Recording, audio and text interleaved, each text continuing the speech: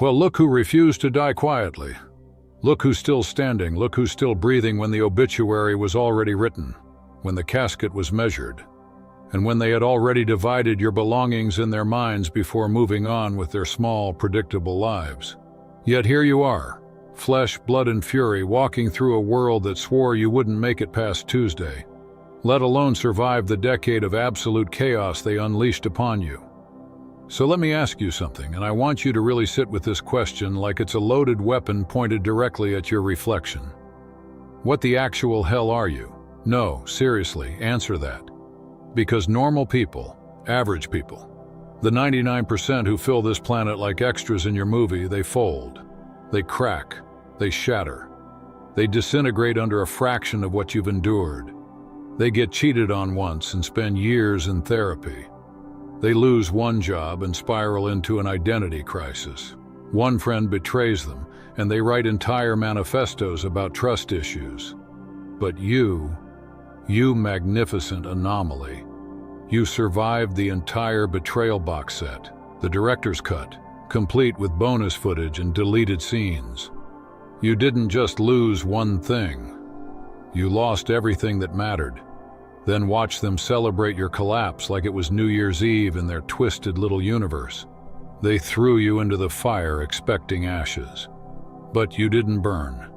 You emerged forged, sharpened, glowing with a light they've never seen before and couldn't name if their lives depended on it.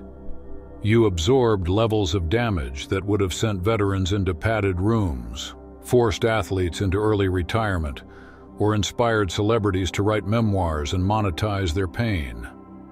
But you just added it to your resume and kept climbing. No parade, no press release, no sympathy tour, just silence, and that eerie, unstoppable forward motion that terrified everyone who thought they'd seen the last of you. Let's talk about what you actually survived, not the polished version. Not the filtered Instagram caption or the highlight reel from a therapy session. I'm talking about the raw, unfiltered, bone-deep destruction that rewired your entire nervous system. You survived being abandoned by people who swore they'd never leave. You watched love turn into weaponized indifference overnight. You endured betrayal from those you would have died for, the ones who knew your deepest vulnerabilities because you trusted them with the blueprint to your soul. You survived isolation so brutal it felt like you'd been erased from existence, like you were screaming inside a soundproof room while the world moved on without missing a beat. You survived financial ruin that wasn't just about losing money. It was about losing dignity, being stripped bare in broad daylight while your worth was suddenly reduced to a number that flatlined. You faced health crises that made you question whether your body was your ally or your prison, whether pain was temporary or your new permanent address. You survived losses that gutted you, not the poetic kind that fits neatly into a sad song, but the kind that hit you on an ordinary Tuesday and left you functioning on autopilot while your soul bled in silence. You survived being misunderstood so deeply that explaining yourself felt like translating poetry to people who only speak violence. You endured watching your dreams delayed, dismissed, or destroyed by people whose highest aspiration was comfort, and whose greatest fear was anyone who dared to want more. You survived being labeled too much, too intense, too sensitive, too ambitious, too difficult, too broken, too damaged to love. But the truth? You were simply too real for a world addicted to lies.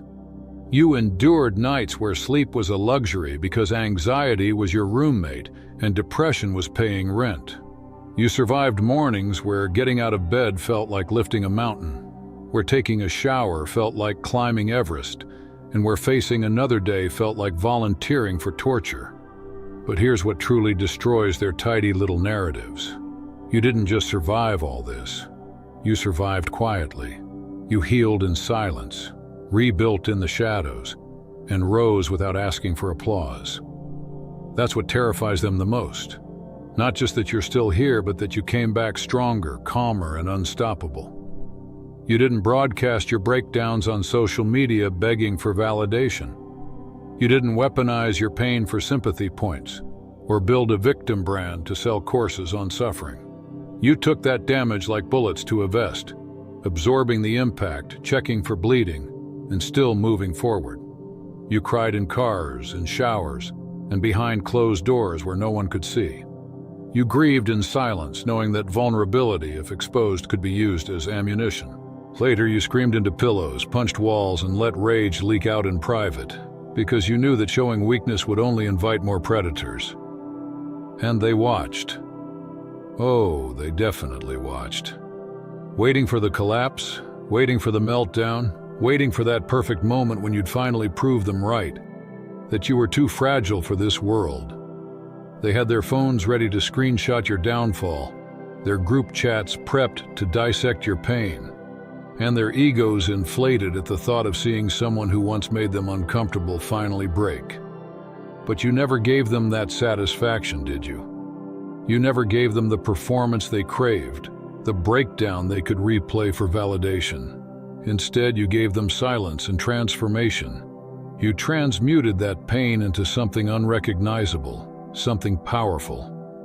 Every betrayal became discernment so sharp it could slice through deception before it even formed. Every loss evolved into detachment so complete that manipulation no longer stuck. It slid off you like water off stone. Every moment of isolation became sacred, a place where you built an unshakable bond with yourself. Their approval became irrelevant. Their rejection became background noise. Their opinions, just whether you stopped checking the forecast for. You became unreachable, not because you were hiding, but because you transcended their frequency entirely. Now let's address the question that keeps them up at night, the mystery that haunts their fragile sense of normalcy. What are you? Because clearly you're not ordinary. Normal people don't bounce back from that kind of destruction. Normal people stay broken, bitter, and trapped in cycles of blame. Normal people replay their trauma like a broken record and call it healing. They need years of therapy just to process what you processed in real time, all while paying bills, showing up, and keeping life together. Normal people write books about surviving half of what you survived before breakfast. But you, let's be clear, you're not a superhero.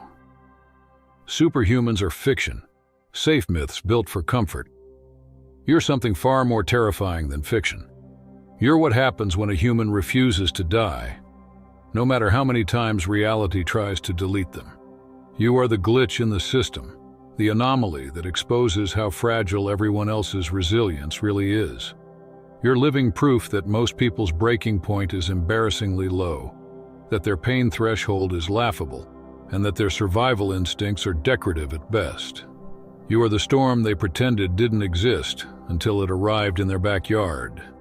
You are the quiet revolution that rewrote the rules of endurance. You are proof that silence isn't weakness, it's strategy. And that the most dangerous person in the room is the one who suffered in silence, healed in private, and came back without needing to announce their return. You are the uncomfortable reminder that they would have quit at chapter 1 of your story. When they look at you now, they see something that doesn't compute, something that shatters their understanding of how trauma works, how pain functions, how damage accumulates. They see someone who should be bitter but radiates peace, someone who should be closed off but somehow still knows how to love, someone who should be weak but carries a quiet, grounded strength that makes them nervous. They see the scars, yet no trace of victimhood. They see wounds, yet no weaponized suffering. They see a past that should have destroyed you, yet it became your foundation instead. And that terrifies them, because your existence invalidates their excuses. What really twists their minds isn't that you survived. Plenty of people survive. Survival is passive. Survival is just not dying. What breaks their reality is that you're thriving. You took every ounce of destruction and somehow came out sharper, wiser, and more powerful than you were before the storm. You're not just alive, you're awake. Awake in a way that exposes how many people are sleepwalking through their own existence. You're not just functioning, you're operating at a level they didn't even know was possible for someone with your history. You're not just healed, you're evolved, transformed, upgraded by the very things that were designed to downgrade you into nothing. They wanted to see you crawling, but you're sprinting. They expected to see you begging, but you're building. They thought you'd be bitter, but you're strategic. They assumed you'd be broken, but you're becoming. They predicted you'd be stuck, yet you're scaling mountains they can't even imagine from their position at base camp, still making excuses about the weather. You turned their worst predictions into false prophecies, their warnings into jokes, their narratives into expired scripts that only revealed how limited their imagination really was. So let's get honest about what you actually are, because the world will never say it out loud.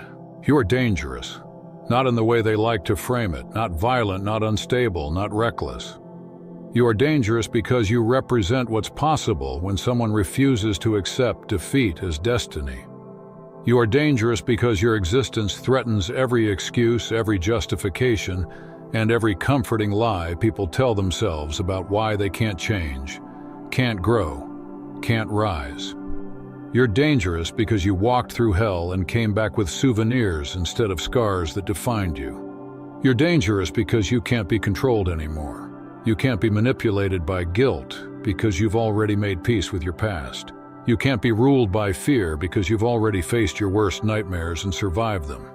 You can't be bought with approval because you've learned to approve of yourself. You can't be intimidated because you've already been to the bottom. And now you know exactly what survival looks like from the basement of existence. You're dangerous because you have nothing left to lose and everything left to gain. Because rock bottom didn't destroy you. It became your launch pad. The void they tried to push you into. It became your meditation chamber, the place where you rebuilt yourself in silence, breath by breath, thought by thought. You're dangerous because you no longer need them. And that right there, that's the ultimate power shift. You don't need their validation to know your worth. You don't need their acceptance to feel that you belong. You don't need their love to believe you're lovable. You don't need their friendship to know you're valuable. You don't need their approval to walk confidently on your path. You become self-sufficient in ways that terrify those who depend on being needed, who feed on being central to someone else's story. You cut the invisible strings they didn't even realize they were pulling, and that's why they're panicking. Here's what they'll never admit, but I will. They're studying you now, watching closer than ever before. Not with the mocking curiosity they once had, but with genuine fear disguised as fascination. They're trying to figure out how you did it, what your secret is, what formula you unlocked that they somehow missed while clinging to their comfort zones. They're reverse engineering your transformation like it's alien technology, desperately searching for the cheat code, the shortcut, the easy version of what you mastered through agony, persistence, and sheer willpower. They want your strength, but not your struggle. They want your wisdom, but not your wounds. They want your power, but not your pain. They want to download your operating system without realizing it was written in tears, rewritten in rage, debugged in despair, and optimized through the relentless act of standing back up every single time staying down would have been easier. They crave the destination without the journey, the trophy without the training, the crown without the crucible. But that's not how this works, and deep down they know it. That's why the resentment runs so deep. Your transformation has become a mirror they can't escape, and mirrors don't lie. They simply reflect what's real versus what we pretend to be. Every time they see you, they're forced to confront their own unrealized potential. Your existence exposes their excuses. It reveals that their comfort zone isn't safety. It's a self-made prison. Every time you win, they're reminded of the times they gave up. Every time you rise, they're haunted by the times they chose to stay down. Every time you grow, they're forced to confront the truth of their own stagnation. You're not trying to make anyone feel small. You're simply existing authentically. But your authenticity is a threat to those who built their lives around illusion. So they'll try to rewrite your story. Call it luck. Dismiss your struggle. Downplay your pain. They'll say you had advantages they didn't, that you're exaggerating, that you're being dramatic. They'll call you a victim when ironically you're the only one who stopped playing that role. They'll minimize what you've survived because admitting the truth means admitting they would have crumbled under a fraction of it. They need your story to sound smaller so their limitations feel justified. But facts don't care about their feelings, and the facts, they're brutal. They're undeniable. They're written in the timeline of your existence, carved into the chapters of your evolution. You are living, breathing proof that the impossible can be done, and that terrifies those still pretending it can't. The facts are simple. You survived what would have deleted 99% of people. And I'm not exaggerating for effect. If anything, I'm being generous. Most would have tapped out in the first round, thrown in the towel before the real fight even began. The average person would have called it quits the moment things got uncomfortable, long before things turned catastrophic. The average person needs safe spaces for mild discomfort, trigger warnings for reality, and participation trophies for simply showing up. But you survived an avalanche of actual destruction, armed with nothing but your will to live. You know what's truly twisted? They wanted you broken, because your breaking would have justified their weakness. Your collapse would have proven that your intensity, your sensitivity, your depth were liabilities, not gifts. They needed your failure to feel comfortable in their mediocrity, because if you could rise, it meant their stagnation was never destiny. It was a decision. They needed you to stay down, because you getting up meant they had no excuse for lying flat. Your continued existence as a functioning, evolving being is an indictment of their excuses, and they hate you for it even as they can't stop watching. So they watch, they whisper, they wonder. But they'll never ask you directly, because that would require humility, vulnerability. That would mean admitting they see something in you they wish they had. So instead, they analyze from a distance. They gossip in group chats. They build narratives that protect their egos while trying to decode your transformation. They'll say you've changed, and they're right. But they'll say it like an accusation when it's actually a compliment. You did change. You evolved. You shed every version of yourself that wasn't built for the altitude you're breathing at now. But let's go darker for a second. Deeper than motivational quotes dare to go. The truth is, you didn't just survive. You died, over and over again. Not physically, but in every other way that matters. You died when that betrayal landed like a bullet. When that loss tore through you. When that rejection hollowed you out. You felt old versions of yourself collapse.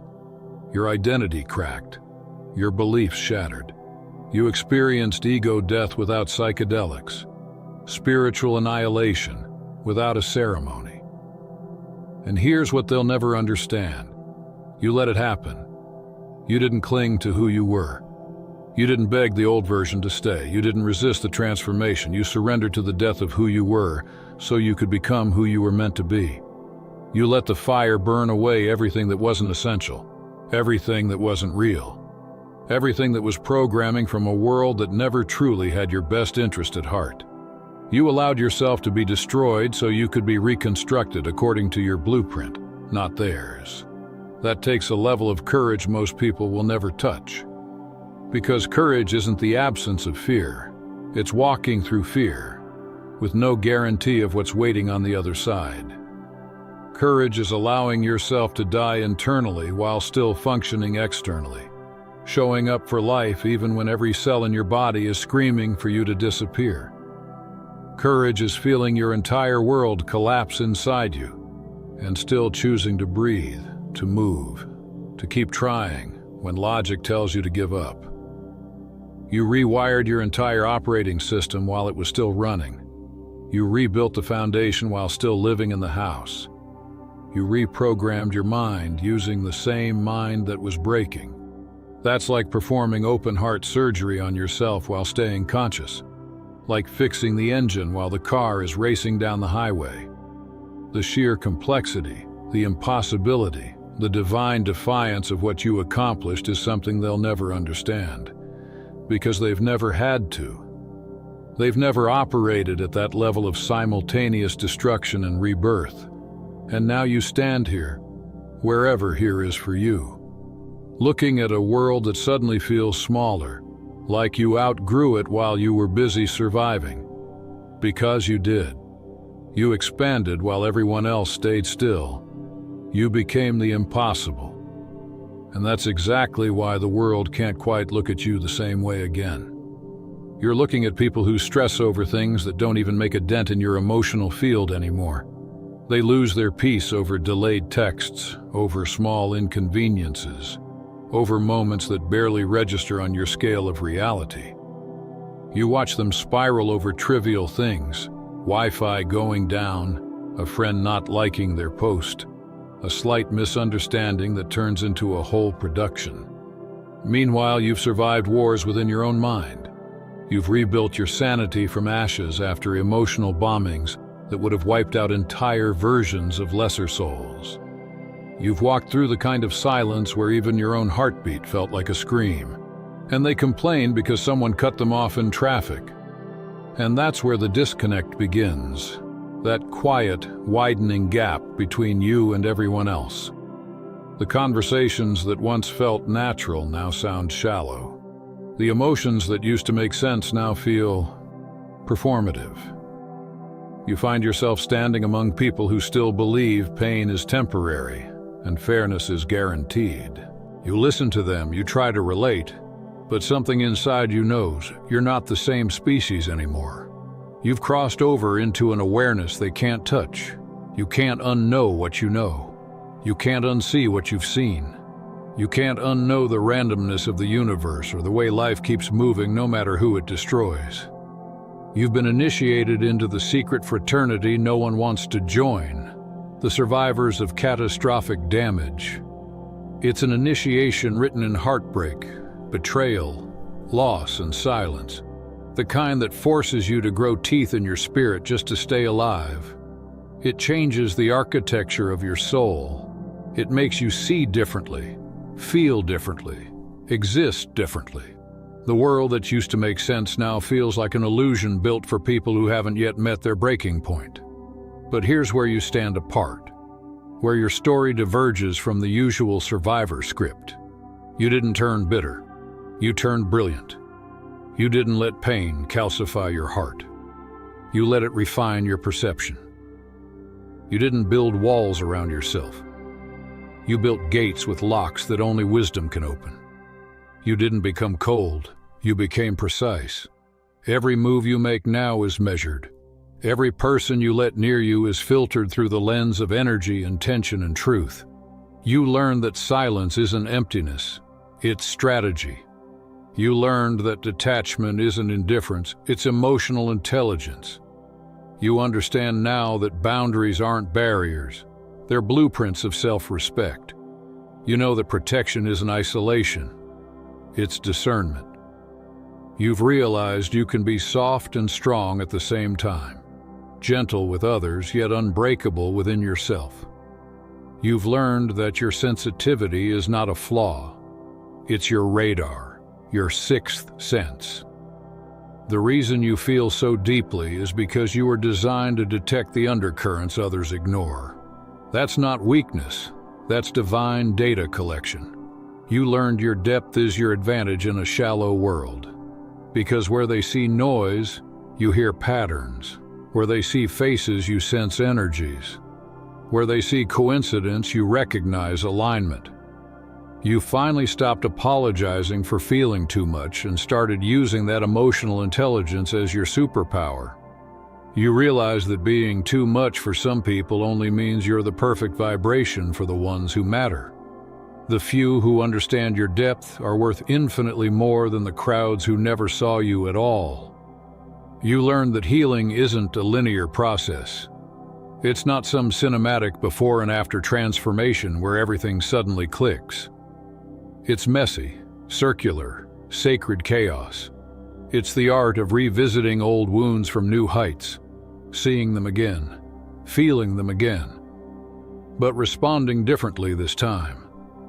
It's the spiral that never stops spinning, each revolution bringing more clarity, more mastery, more peace. You learned that you don't need to be fully healed to be fully human, that you can be a work in progress and a masterpiece at the same time, that your evolution is not about perfection, but about movement, about staying in the rhythm of becoming. You began to see that your scars don't make you damaged, they make you distinct. They are proof of life, proof of resilience, proof of evolution. They're hieroglyphs etched into your skin by the gods of endurance. You stopped wishing them away because you realized they're not flaws, they're coordinates. Each one maps a moment when you could have died but didn't. When you could have quit but chose to rise. When you could have gone numb but instead decided to feel everything and keep going anyway. You learned that revenge was a distraction from evolution, because the real victory is becoming unrecognizable to the version of yourself that used to need their approval. The best revenge isn't rage, it's radiance. It's walking into rooms they never thought you'd enter, living dreams they thought you'd abandon, and doing it all without the need for acknowledgement. The best comeback isn't confrontation, it's elevation. It's rising so high above their expectations that they can't even reach your shadow. You stopped caring about proving them wrong because your life became the proof. Every sunrise you wake up to, every moment you create peace where chaos once lived, every time you choose growth over reaction, that's the victory. You became a living monument to the truth that transformation is the loudest silence there is. You learned that indifference is not apathy, it's mastery. That peace is not passivity, and it's power. You realized you don't need to explain your healing to people who never apologized for hurting you. You don't need to justify your distance to those who mistook your loyalty for weakness. You don't need to prove your worth to those who failed to see it when you were giving them your everything. And so now when you walk into the world, you do it differently. There's a gravity to your presence that others can't name. You carry the calm of someone who has already seen the worst and made peace with it. You carry the quiet confidence of someone who's been through the fire and learned how to dance in the flames. You don't chase anymore. You attract. You don't react. You observe. You don't explain. You embody. You are the storm and the stillness that follows it. You are the lesson they never wanted to learn. The reminder that resilience doesn't come from privilege, but from pain. The proof that some people break and some people build empires out of their broken pieces. And those who once pitied you, now they study you. They whisper your name like a legend. Because you didn't just survive. You evolved into something their imagination could never have conceived. You've come to understand that success was never about material trophies, inflated titles, or digital applause. True success is peace, the kind you can't fake, can't post, can't buy. It's the quiet satisfaction of a calm nervous system. It's waking up without dread, without that invisible weight pressing on your chest. It's walking through your day without that constant storm of anxiety whispering that you're behind, unworthy, or not enough. It's lying down at night and actually sleeping, not passing out from exhaustion, not numbing yourself to escape, but closing your eyes knowing that your soul is finally at ease. Real success is being able to look into the mirror and recognize the person staring back. It's seeing someone you respect, someone who earned their peace the hard way. It's looking at your reflection and whispering, "I know what it took to get here." It's not about being perfect. It's about being proud, not despite your past, but because of how you handled it. Because of how you navigated storms that no one even knew you were standing in. Because of how you refused to let pain define you and instead let it refine you. Success is knowing that no matter what comes next, you'll handle it, because you've already handled worse. And that's what makes you untouchable now, not unbreakable. You still feel, you still bleed, you still love. But untouchable in the sense that nothing they say or do can reach the sacred core of who you've become. You've built something inside that can't be invaded anymore. They can talk and you won't flinch. They can lie and you won't chase truth from their mouths. They can leave and you won't run after them. They can try to guilt you and you'll smile, because guilt only works on those who still carry shame. They can attempt every old tactic, every subtle manipulation, and it will bounce off you like arrows striking divine armor. Armor forged in a fire they will never comprehend. You've become the nightmare of narcissists, abusers, manipulators, and emotional vampires everywhere. Not because you fight them, but because you've become immune to them. You've developed emotional antibodies to their poison. You've seen their patterns so many times, you could predict their next line before they even open their mouths. You've studied their cycles, decoded their tactics, memorized their false apologies. You could write their playbook from memory. You're no longer naive enough to believe promises whispered in moments of convenience. You're no longer desperate enough to mistake attention for affection. You're no longer blind enough to confuse manipulation with love. You're no longer soft in the way that makes you easy prey. You're soft in the way water is soft, carving through stone without ever needing permission. That's what makes you dangerous to them. They thrive on control, and you slipped through their grasp. They built their sense of power on your dependency, and you stopped depending. Their whole structure collapses the moment you choose yourself. And you did. You stopped being their source, their mirror, their emotional anchor. You unplugged from their system completely. They hate that they lost you. But what eats them alive even more is that you won. That you flourished without them. That you found clarity in the silence they left behind. That their absence didn't destroy you. It revealed who you were always meant to be. They hate that their presence was never the blessing they thought it was. That it was, in fact, the blockage. That everything in your life started expanding the moment they left. They hate that you didn't need closure, because closure is a trap they use to keep you tethered. You created your own closure when you accepted that they'll never be who you imagined. You stopped needing apologies that would never come. You stopped needing them to admit what you already knew. You stopped trying to make sense of their chaos and learned to create peace within your own mind. That's what ended the cycle. You moved on completely, silently, beautifully. Nostalgia doesn't hurt anymore. The songs don't sting, the memories don't echo. The places that once haunted you have lost their power. What was once everything to you is now a quiet footnote in a story that no longer defines you. You outgrew them. You evolved past the need to even hate them. You've reached a level of peace where even revenge feels unnecessary, because they can't reach the version of you that exists now. They became irrelevant, not because you forgot, but because you finally remembered who you are. Their words, their energy, their attempts at re-entry, none of it matters anymore. Because when you know your worth, manipulation loses its language. You've become fluent in truth, fluent in peace, fluent in detachment. You are no longer triggered by chaos because you've mastered stillness. You don't chase understanding anymore because you've realized not everything broken deserves to be fixed. You've learned that silence can be an answer, that absence can be protection, that walking away isn't weakness. It's wisdom. That's all for today. Dear Father, I pray for the growth of my faith.